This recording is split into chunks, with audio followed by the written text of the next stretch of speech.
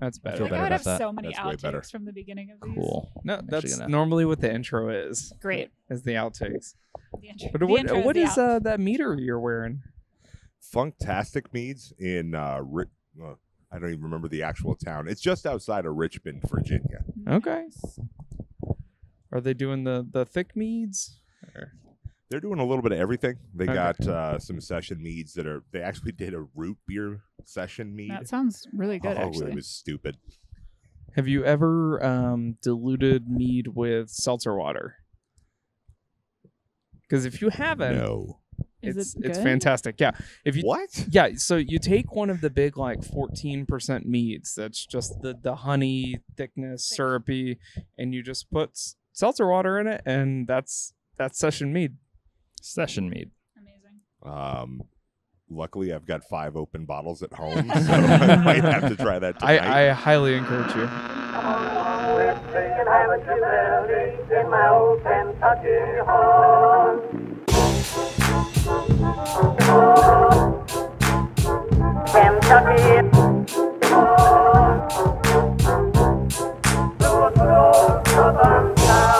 Hey everybody, welcome to another episode of Kentucky Commons Radio Hour. I'm Michael Moeller, joined today by David Satterley and guest host Mel Fox from Work for Your Beer.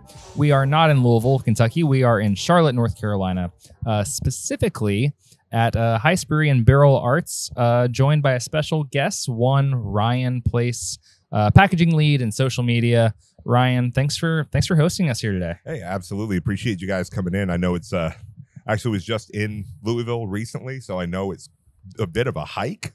So appreciate you guys coming down and spending some time down here. Well, I mean, you said it correctly, so that's great that you're off to a good start with us.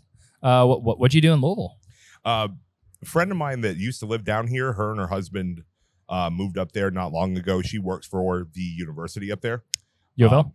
So we, me and my partner stopped up there for a night before going to Chicago. So got to stop into Atrium. Oh, yeah. Yeah. I So love Atrium. that place was really, really cool. I was quite impressed. Stopped at the Brown Hotel because you got to have the original hot You brown. had So the you hot had the brown. hot brown. Okay. Yes. And then it was just a night full of old fashions, and I don't remember the rest. That is the old fashioned as I don't remember. Exactly. That's an ideal quick Louisville trip on your way to Chicago. We were just in Chicago ourselves on our way up to Great Taste in the Midwest in Nice. Wisconsin. That was an awesome trip for us. But yeah, we really appreciate you having us here today. Like I said, we're at Heist Brewing and Barrel Arts, but this is not the first Heist location, correct? This is the second one? Correct. Yeah, we built this place. Well, we didn't build this place. We actually started brewing out of here back in 2018, 2017. Before us, it was actually a performance engine factory. So that's kind of that weird little history to it. Right across the road is Camp North End, which used to be the first place that Model Ts were built. It then turned into a Army manufacturing plant. So some of the engines ended up coming from this building. Our original spot is in the Noda area of Charlotte. Literally, you can call it north of downtown area or North Davidson. There's still argument in town about that one. It's North Davidson. There you go. I stand by it. Are you not North Davidson or? I'm North Davidson. Okay, all right. See, we agree. Yeah. So this is historic space then. You're talking Model Ts. It's like the 20s. This whole area has been around a long time, and it's seen its cycles of its ups and downs, like a lot of big cities and big areas.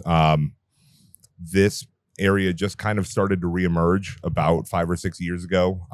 We came into here when Camp North End came in. They had this whole 25-year plan of, we want to do this on the north side of town. We're going to do these shops. We're going to do breweries. We're going to do restaurants and just make it a whole experience. So kind of centered with us and them revitalizing this area of town. So Camp North End is actually where Pink Boots had their Femme Fest with the Pink Boots conference in Charlotte this year. So See this, Mel. This is why you're guest hosting, because You I don't have these fun facts at the tip of my fingers. and it is a really cool eclectic space. It's a lot of like smaller businesses that have like grown very quickly because that space has been super up and coming, and this area in general is still very up and coming. Yeah.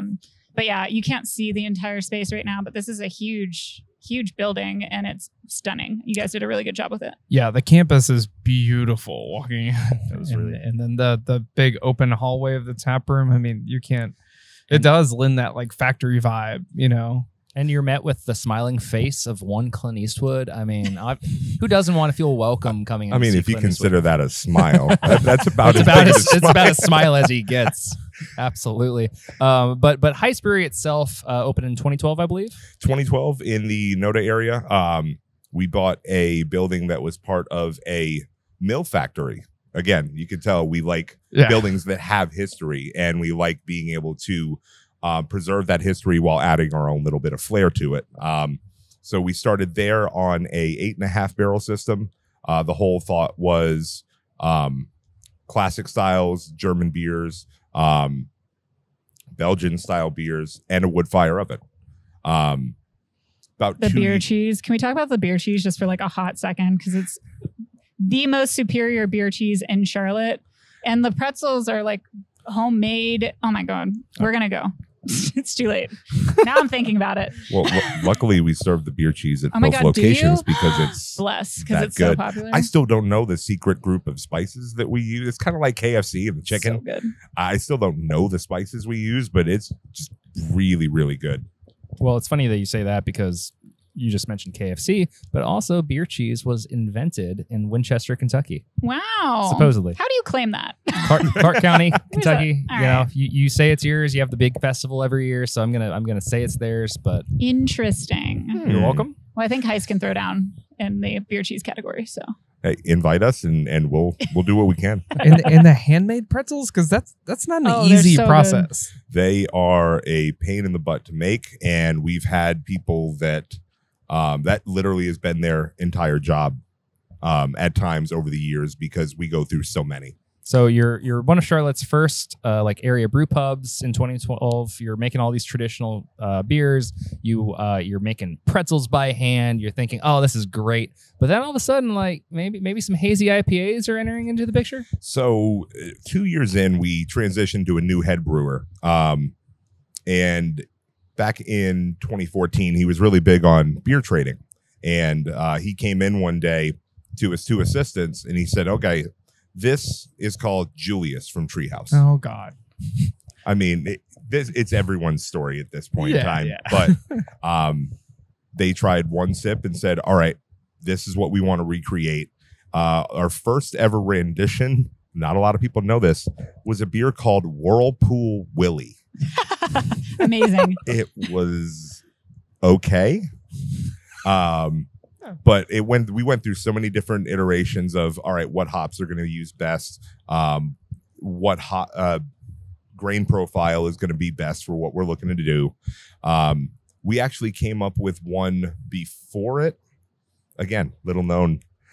We have a beer called Blurred is the Word that actually came before our signature IPA. But we decided to reformulate Blurred is the Word to bring that back 3 or 4 times a year. But in 2015, we landed, again, stop me if you've heard this before, on Citra hops. Crazy. And we were doing it at between 4 and 5 pounds per barrel between Whirlpool and dry hopping. And about 6 months into making haze, Citroquential came out. We put it on tap. Our lead brewer and our head brewer at the time went to, we've got this really cool beer shop in town called Salud. Yeah. We're going there. I'm taking them there. that's we perfect. must. Nice. I mean, they have been voted the Best beer bar in the U.S. multiple times. 3 times in a row. Yeah. But Not to hype it up anymore, but they're awesome. but to hype it up a little bit more. So our head brewer and lead brewer brought a crowler up to Salud and just started sharing it with people. About 20 minutes later, they got a phone call hey, we need you guys to come back. We've got a line out the door for this beer. Oh shit. Okay. Looks like we created a monster on this one. So we ran out of that beer almost instantly after it got tapped. It has been our most sought after beer for years. We brew, I'd say on average, 90 to 120 barrels of just that per month. Just to keep up with the demand per month. Holy cow. I thought the haze craze was like dying a little. It's a really good hazy. We're very proud of that one, and we've had spin-offs of it. We do one called Uber Quenchel that's a double IPA version that's Citra and Galaxy. Okay. We by mistake created one called Two Quenchel. Brewers are supposed to keep notes. Sometimes you don't keep the notes as well as other times. So one person dry hopped Citra Quenchel. A different person dry hopped it the next day. They didn't actually take. It's like you fed the brewery cat twice. And then they did it both again. And then everyone loved it. And all of a sudden, the new, oh my gosh, we have to have this beer. We have made it twice in the past 2 years. The first time we made it, we sold out in 4 days. This year, we sold out between both buildings in 5.5 days. I feel like that's very common for you guys to drop something and be like, this is not going to last the weekend. Like, and you see that at the OG Heist, for lack of better words, is what I'm going to call it. You'll go for like lunch or something and you'll see the beers crossed out from like literally just from earlier that day because they go so quick because your beer is so goddamn good. Thank you. It just does. It flows really fast, which is cool to see that. It's nice to still have that kind of notoriety when it comes to haze. Like you said, I've been to beer shares before where we've actually had arguments of, is haze here to stay? Is haze a phase? What's going on? What's good about it? What's bad about it? I don't know if it's going to last another 90, 100 years like other styles have, but it's damn good to drink right now. And I think it's helped pull a lot of people into craft beer because it is this super low bitterness, super fruity, super hoppy, but it doesn't come off as hoppy. It's soft and it's palatable and you can drink it and it's got a nice ABV kick. So after one or two of them, you're like, hey, I kind of like this. Exactly. Yeah, it's not uncommon for hazies to be the thing that gets people to like IPAs more. And Right. That's like my story, right? It was like West Coast, I was always like, not my thing. Like, I don't want anything to do with it, but I'll go with a good like double hazy. That's it's the good stuff. And then it kind of weans you into the rest. And by the end of the first one, you're like, woo, let's have Yes. some fun. This is delicious. Did anyone consider the financial implications of dry hopping 4 times? Not at first. we may have forgotten about that when we re-released it because we actually put it kind of in our vault for 4 years and just never made it again. Something that I don't think a lot of breweries talk about, but you know what? I like to be transparent and open about it. We tried making it one time here, and even after the dry hops, it did not turn out the way we wanted. We actually dumped a 30-barrel batch of it after dry hopping. It hurt my soul. I think I went home and cried myself to sleep that night. But yeah, we finally figured out that eventually we're going to have to make this beer. We're going to have to do it absolutely perfect because this is the beer that people have wanted us to make for 4 years. And even though it is, a regular IPA that we price at $20 a 4-pack, again, we sold out in 5.5 days. So we're still doing something right. Yeah. And for me, the haze craze is over. So I'm drinking this Kölsch. I don't know. You want to tell us a little bit about this? So the Kölsch you have in your hand is called Kölsch Encounters. The beer label actually literally is the highway from the Close Encounters Of a film. third kind? Yes. Okay, all right. With a UFO on it flying by. Nice, simple 5%. Trick with ours is we actually don't use a Kölsch yeast. We actually use our San Diego on that. And nothing but this is the first time we've done an all Saaz beer. So that's why you're getting some of the great peppery notes. Okay, yeah. And it's super light and super clear. You know, Crisp. it tasted. I would not known it was non-Kölsch yeast. Just kidding. It's no. I lied to you. I mean, I think that's something else that we do is, we have our 3 or 4 yeasts that we use in house. Ones that we've developed over, the past 7 or 8 years that we, instead of trying to go out and say, okay, we did exactly what you expect. We used exactly this grain, exactly this yeast.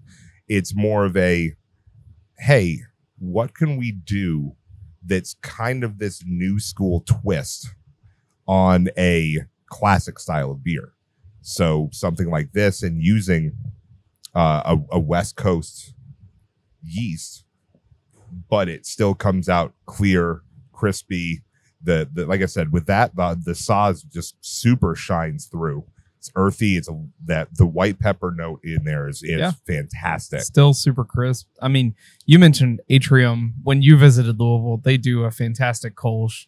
But again, they kind of take these like formulaic like wheat ales, right? Mhm. And then kind of think what they do a lot of fruit additions, and they say what hops express this fruit addition, and can we marry those two? And is that a thing? And you think about like, no, it should be a wheat ale or it should be a Hefeweizen. Like this should just stick to the course.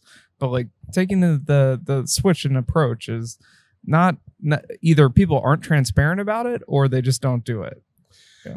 And that's why I said I love being transparent, because of the fact that there's nothing to hide. Beer shouldn't hide anything. Breweries like to keep their secrets. Obviously, there's certain things where I'm not going to tell you. Cheese spices. Just kidding. Yeah, I've been here 5 years and they still won't tell me. It's bullshit. That's the only thing. Secret ingredients is beer But- cheese. Yeah, it's just, I think it's just nice that we're able to go out and, we've been very transparent. Every brewery likes to share the hops they use in an IPA. We were, I think, the first brewery in North Carolina on their social media to start talking about, all right, this is all Citra, this is Mosaic and Azacca, this is this. These are the flavor profiles you're going to get. That way people can go in and, I do like pineapple, so this Azacca is I want to try that one. But luckily with, we've been lucky enough to only have 4 head brewers in 10 years. The one that just took over, his name is Trip. Been with us for, I'm going to get this wrong, 7 years, I believe. He enjoys making haze, but he loves making West Coasts and lagers and pilsners. It's just, he puts love into that style of beer. And I think since he took over, you can really taste love as an ingredient in anything crispy that we do. That's so sweet. What beers do you love? Okay, so I've gone through a lot of transition working here. I mean, Did you you're go- wearing a mead shirt now. Yeah. So. Yeah, I definitely wasn't drinking mead 5 years ago. 5 years ago, I was drinking almost exclusively haze. So obviously, I was that guy that this was kind of a dream job of mine. I get to work for the brewery that made the first ever haze in North Carolina, and I get to drink it at home all I want, and this is awesome. I drink so many lagers now. It's crazy. Lager is life. Lager is life. That being said, favorite style is when it's done correctly, barley wines. Barley wine is life. But when they're done poorly, barley wine is also probably the worst style out there. American or English? I prefer English. The sweetness is just, I prefer that a little bit more. We have barley wines in multiple barrels in our cellar right now, which is great because the last time we released one was over 4 years ago. And it was a English style barley wine aged in a Four Roses barrel. We know what Four Roses is. Yeah. Crazy. And Mel, what was one of the first beer styles that got you really into like loving what Heist is doing here? So I think one of the earlier brews I had was the hazies, and that was when I was like newer to Charlotte. I mean, I moved down here in 2013, and Heist also has run clubs and like some active things happening at both locations. But in Noda, Work for Your Beer would like show up and like come to the run clubs to be like, please like work for your beer. Like literally we would show up with like stickers to be like, we're this new thing. And this was back in, I think, we are cool. Hi. yeah, like please, like, and then I had to run, which I hate running, but I did it. But I remember after the run club, I would always grab just one of the hazies because I was like, I would try a different one every time, I would assume. But that was actually, I think, probably one of my first hazies that I was like, this is good. But they also make really fucking good sours. So like the sour program has evolved over the years as well.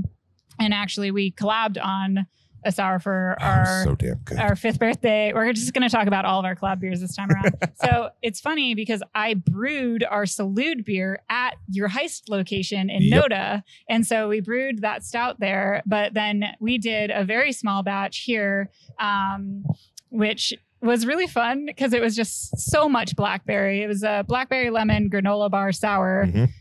Called Pairs Well with Flannel. And I think it lasted like 3 days. I mean, it was super small batch, but it was delicious. Yeah, that I think 3 days is a nice estimate. It may have even been less than that. So good. But yeah, it was what did it come out to? 95 pounds per barrel of fruit puree. No. It was just it was an aggressive amount of blackberry is how I like to describe that. But it was so good. And it wasn't a ton of lemon, but the lemon added a nice little punch. And then we just dumped a bunch of granola in thinking that should taste good, hopefully. And it did. It was great. But yeah, how it was that tiny little guy you had. I don't know how big that thing is. So every now and then we do small batches, like super small batches. We have a 2-barrel tank. It's so cute. The cutest. It's somewhere in here, I think. I'm pretty sure. But anytime we want to do just a half barrel of something and adjunct it a different way, we've done that. We typically with our sours, we keep extra boxes of fruit puree just so we can, throw something a little bit different out there. So we did that. We have a bake shop series that typically has some kind of fruit, cinnamon streusel and vanilla. So good. The last one we did on that was a strawberry rhubarb. Tell you what, rhubarb, speaking of the word aggressive, rhubarb, when not done correctly, gets very aggressive. Luckily, we did it correctly. That's good. Yeah. That series is great. We actually did a rhubarb sour, or is it saison? Saison. Ooh. It was a co-fermented saison that we did Bel Air sour, and then Belle Saison, and then secondary rhubarb and Barber Rouge hops too. Barber Rouge hops. Let me tell you, it was beautiful. Is this the one I tried? That sounds I don't know. awesome. I think it was in February, so Oh no. maybe. Which No, one did it I was try? February of like last year, maybe. I was gonna say I I don't tried a collab of yours, but I don't remember. It was the place that had the truck outside or the van outside. It was Fall City, yeah. Fall Just City. tell her that she tried it so there's no Sure. FOMO going on. Yeah. Yeah, I you feel like I definitely had a tried it. saison Yeah, there. it was delicious Shut up, and you had it. listen. It's great. I just want to support. You give it 5 stars on Google review. But yeah, it was just super dry and amazing, and the rhubarb came out quite nice. But I do agree because I've had bad rhubarb beers before. Oh, yeah. It gets bitter. Oh, extremely. Yeah. I actually grew up in New Hampshire. My grandmother grew rhubarb, so of course I had to be that kid that was like, I just want to try it. Why the fuck did I try that? But yeah, used properly, it can be fantastic. So, Well, it does sound like you all have a plethora of beers to try here, and there's something on the table that is kind of catching my eye that I'd love to try. Can you tell us a little bit about it? all right. So we recently brought in a new person to run our barrel aging program by the name of Peter Calamaris. And I know I'm going to butcher that last name, but I'm pretty sure I'm close. Peter came from Wicked Weed pre-buyout, and he ran the barrel program at Other Half in DC for about a year and a half. But he wanted to change of pace, wanted to come back down to North Carolina. And luckily, we were that group that was like, you know what? We absolutely could use this because we're called Barrel Arts and we aren't releasing much barrel stuff. So what we have in front of us, unmarked can, but it is a beer called Genuine Imitation. We took the new base of our barrel-aged stouts, which came out to 12.3%. We then rested it on 5 pounds per barrel of toasted almond, 10 pounds per barrel of cocoa nib, and 12 pounds per barrel of toasted coconut and raw coconut. Anything that was toasted, we actually toasted ourselves in-house. It rested for 3 days. It is meant to be super thick, sweet, and basically a liquid almond joy. It tastes like dessert. That's That was my feedback that's I gave. candy. I said, this Yeah. tastes like dessert. It's so good. It's just black as night, oily, like has all the good coconut, but that Oh yeah, it smells like an almond joy. the Yes. almond, like the mascarpone that you get out of that too, it rounds it out really well. Well, the other thing about this is It's just like Yeah. it's an overwhelming like mouth. Like I'm gonna use the word mouthfeel, but like it just hits you immediately. It's so thick and creamy. and the thing that we love about this is just like any good stout, as it warms, it changes. When you drink this straight out of a fridge, it is nothing but chocolate. The more it warms up, the more you get the almond and then coconut as a tertiary. I just wanted to use that word today. Good job. Um, I'm proud of you. So coconut as a tertiary flavor as it warms up even more. So when it hits that 50 to 55 degrees that you're really looking for in a stout, it's completely opened up into a liquid almond joy. And this is something that we're actually going to be releasing for our 10th anniversary It's next not month. released yet. This is special, guys. Thank you for sharing. It It's is so great. good. This is, Isn't it this good? is fantastic. Is there anything else that you all focus on barrel wise? I mean, we come from Kentucky, so like a lot of the barrels that we see at breweries end up from our state. And we always talk about like how our state uses them and then how they get out to other places. But it seems like you guys have a pretty good wrangle on what you're doing here. Luckily, with Peter coming in, he has kind of opened doors for us that weren't really there in terms of what we were looking for barrels before. We have a ridiculously wide array of stuff. We've got a ton of Weller barrels in this year. I think we've got 12 or 14 of those full right now. I think we've got some Four Roses stuff in there. I think we have a couple of Willet barrels in there as well. Maybe y'all are just getting the cream of the crop. Only the best.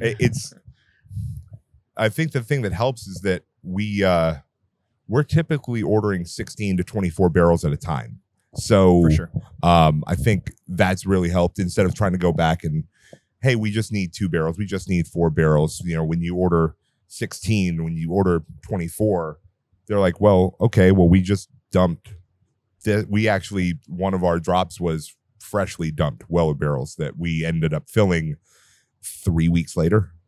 So we started pulling some nails from those, and the barrel character that's coming through even after 2 or 3 months in those is stupid good. Yeah. It's like 3 weeks when most of the barrel character is absorbed, and then the rest is oxidation time, maturation. Yep. Yeah.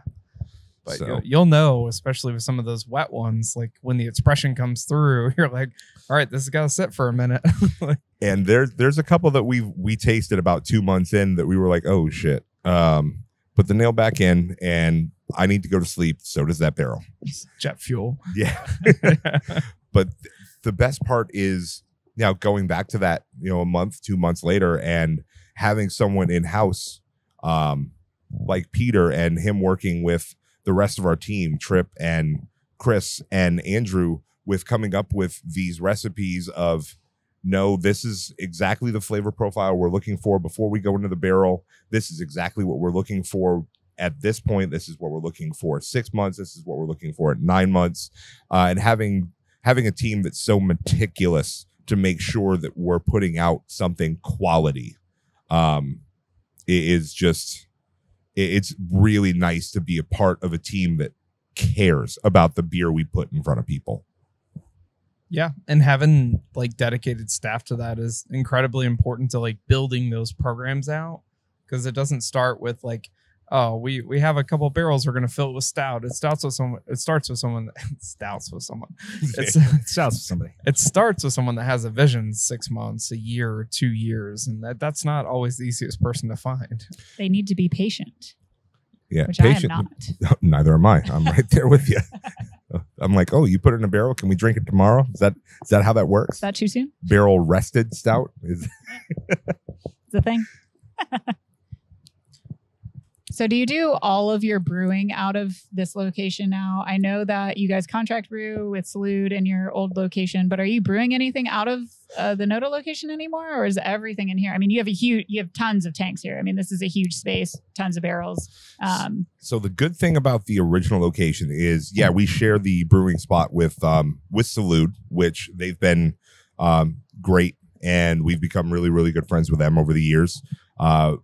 With bringing Peter on, the other great thing is he doesn't want to focus on just stouts and barley wines. We actually have put 4 fooders in place over there. Nice.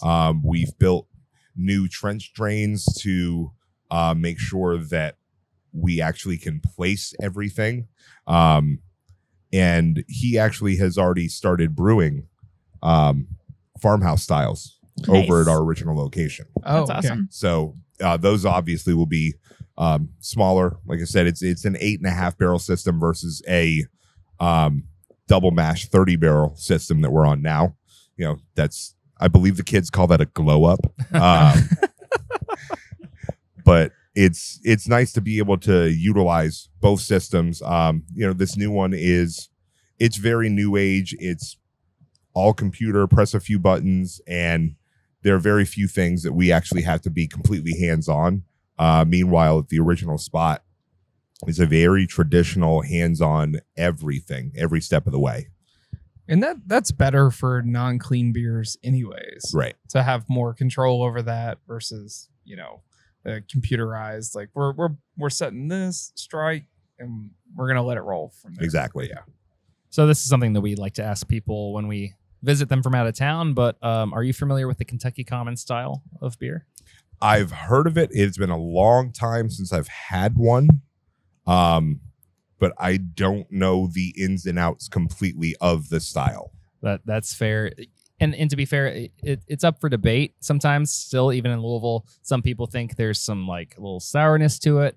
A lot of people think that it's just a dark cream ale, strictly that, light, easy to do, finish it within from brew to glass, 7 to 10 days, very quick and cheap to make. But we're always just curious to see what people have to say about it, because it's one of the 3 indigenous beer styles to the United States that was actually invented here.